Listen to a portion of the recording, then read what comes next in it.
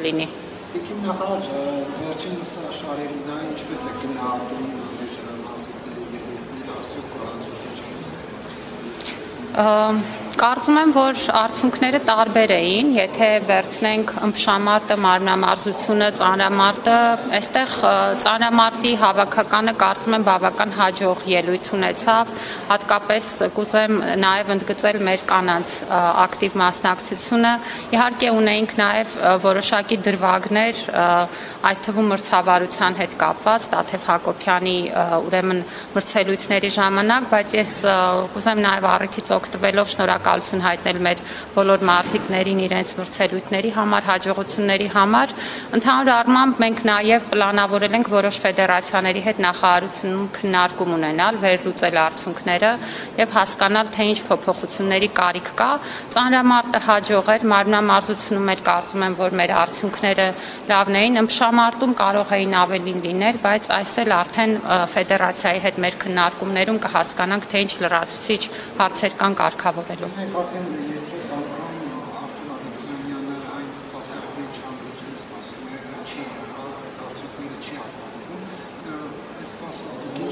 Եվ եթե չեմ սխալվում, նախորդի հետ կապված դիմել էիք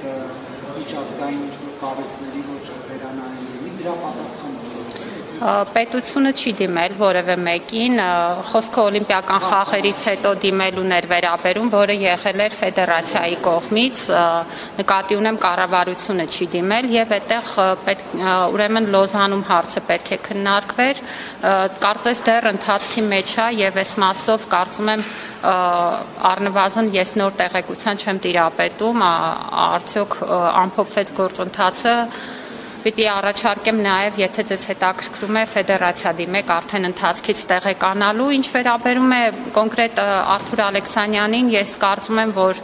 Արթուր Ալեքսանյանը մեր այն մարզիկներից է, որ բավականին մեծ ներդրում ունի եւ նվաճում ունի, գիտեք, որ պետությունն էլ իր անվամբ շատ մեծ մարզահամալիր է կառուցում նախադեպը չունեցող Գյումրիում եւ սպորտը այնպիսի բան է, որ մարզավիճակը եւ վնասվածքները կարող են տարբեր ուրեմն հանգամանքներ առաջ բերել եւ ես չեմ կարծում, որ մարզիկների նկատմամբ մեր վերաբերմունքը դրանով պետք է պայմանավորենք, նա շատ մեծ մարզիկ է եւ շատ մեծ նվաճումներ է ունեցել եւ պետության աջակցությունն էլ իր կողքին է ցանկացած պահին։